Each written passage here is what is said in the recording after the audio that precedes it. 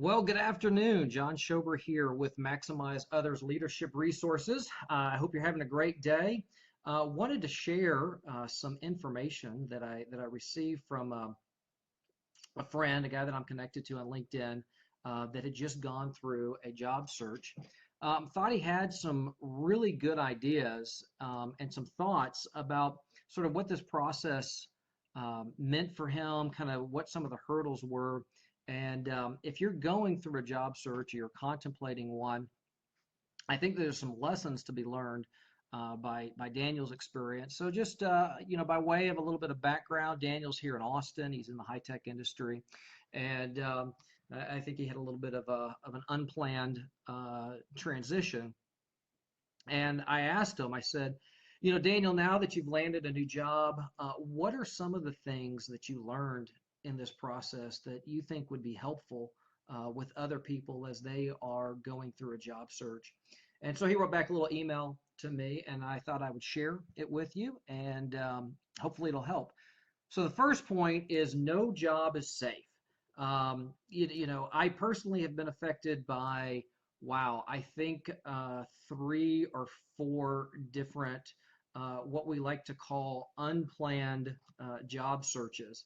And, it really is true. No job is safe. There's a lot of things that go on in the marketplace. And so, I think the point of knowing that is being aware that you always need to be looking for the next thing. And really, that just means simply you need to be growing professionally. You need to be connecting with other people, networking, doing those things so that should an unplanned job transition occur, you're in a better position to take advantage of it and look for new opportunities. Second thing is he said complacency and comfort in a role can lead to being irrelevant. Wow. Sometimes we've been in the same place for a long time. We've maybe been there 3, 4, 5 years, and we've sort of gotten used to the role. And we just think, wow, I'm gonna be here forever. It's gonna be great. We sort of lose that fire. One of the books that I like as a resource is Patrick Lencioni's book, The Ideal Team Player. And he talks about the ideal team player has three sort of values or characteristics. They're hungry, humble, and smart. And the hungry just means they want to do well and they want to work hard and they're not complacent. They're not just kind of sitting on the laurels. Humble, they don't seek themselves. They don't seek their own kind of good. They seek the good of the team. And smart really has more to do with people smarts as opposed to intelligence. EQ over IQ or IQ versus EQ. But anyway, I think the point here is complacency and comfort in a role does sometimes lead to being irrelevant. Next thing, when a manager or company shows you what they are like, believe them the first time. I know I personally took a role. This was one of those unplanned job transitions, and I took a role, and I really knew going into the role that this was going to be a really hard fit. It was going to be a difficult match. We weren't going to connect well together. I ended up staying there for about a year, but wow, when a manager or company shows you what they are like, believe them the first time. They're not likely to change. Hustling for worth and validation is a clear indication to leave. If you feel like, wow, I've got to prove myself, the man is looking against me. I've got to prove that I'm worth something. That might be telling you that it's time to look to another place. And again, I'm not even being like critical of companies and organizations where you've maybe outgrown. This is not a good bad conversation. This is really, you need to be in touch with yourself and understand what your goals and your desires are, and recognize if you've outgrown an opportunity or outgrown an organization, it's time to start looking. Because if you don't, sometimes you end up staying, and in this case, stayed 3 years longer than maybe they should have. Working for a verbally abusive boss is not okay. Leave. And when you leave, give yourself time to heal emotionally before jumping to the hunt. this goes back to if your team, if your boss has kind of shown you their colors, if they're abusive to you, if they put you down, if they don't value you, there are lots of other opportunities, and there's no reason to stay around in an environment like that. Sometimes he says that when you're going through the job search, it's hard. Your confidence is down. Things aren't going the way that you want to do. How do you kind of build your confidence? And he says, build your confidence by doing volunteer work. That's something you enjoy. If you're in a transition period, and maybe, if you sort of think of the different areas of your life, you've got your work life, your family life, your spiritual life, all these different aspects of life. And sometimes, one of them is just not going the way that you want it. Sometimes, your finances are not where you want them to be, or your work is not where you want to be. Make sure that you pour and invest into things that you do love. So maybe that's volunteering, focusing on, your workout, staying active. That really does build your confidence when you're going through these different transition periods. Help others. And the last thing that he says is, you are good enough and are enough as you are. If you feel you aren't, it's not a fit. Really, you deserve to have your goals and your aspirations met. You deserve to be respected. You deserve to be in a place where you're bringing value to the organization and they're bringing value to you. And if you're not, that's okay. You're just not a good fit there. Go find another place. So I thought this was really good insight from someone who had just gone through a recent job search. And what I'd like to do in my LinkedIn profile, let me bring that up here real quick. If you want to, you can connect with me on LinkedIn and maximizeothers.com/LinkedIn. Or if you're on LinkedIn and you're watching this video and you want to see different live videos, you can go to maximizeothers.com/Facebook. But one of the articles that I wrote a few months ago was called Seeking a New Opportunity, Finding Work You Love. And I thought I'd take a few minutes here just to go through the resources in this and help kind of explain what they are and how I think that they're helpful. So again, if you connect with me on LinkedIn, I'll send you the link to this post, or you'll see it there. But the first is The Joy of the Journey. This is actually a presentation from when I was with Austin Job Seekers Network, and just talked about some of my own journey. And really the point of this presentation was, wherever you are in your career, recognize that it's a journey. It's a long journey. There's going to be ups and downs and hills and valleys, and really recognize the joy of the journey as you go through it. The next one is 48 Days to the Work You Love.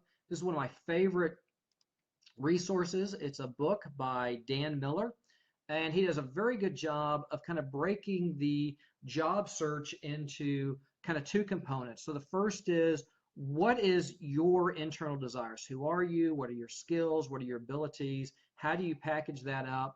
And really understand who you serve, what kind of organization would be a good fit. And then he gets into the practical, okay, here's the job search. Day 1, do this. Day 2, do this. Day 3, do this. Day 4, do this.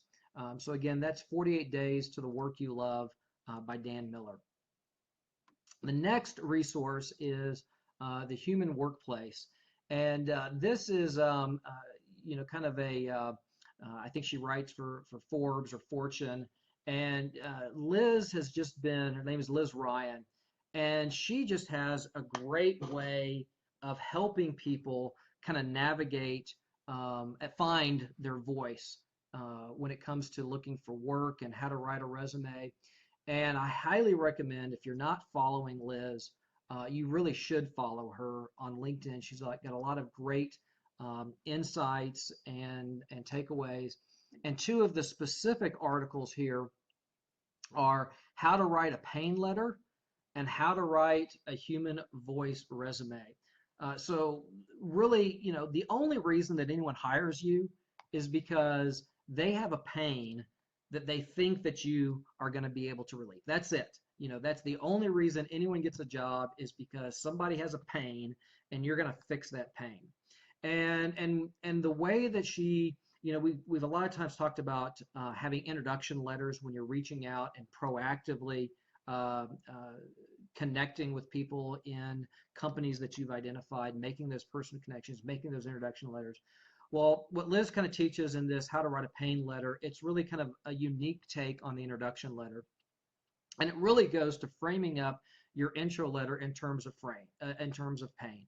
I solve this kind of pain for these kinds of people by doing this kind of stuff, and here's the results that I've had. Here's a story, what she calls her dragons that you've slain.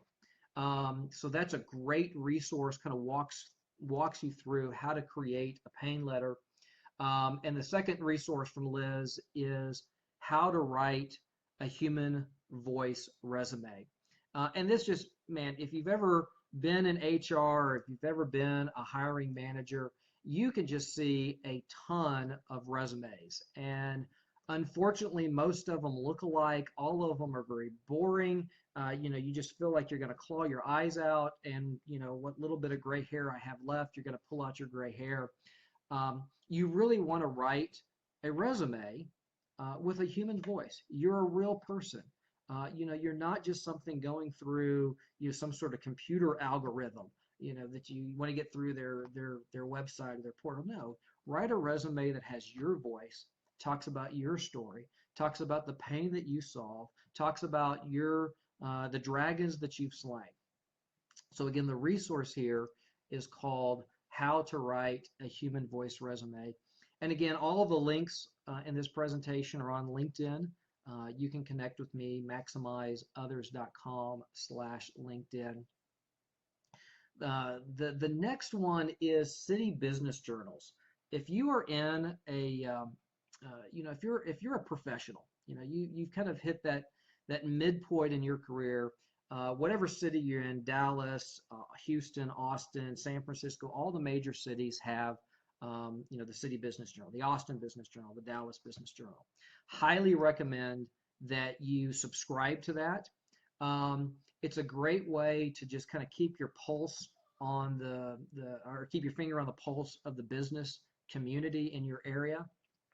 Once a year, you know, every issue they come out once a week, and you know they'll have a feature article, a feature industry, and they'll talk about, you know, the top 25 fastest growing companies under 10 million, the top 25 over 10 million.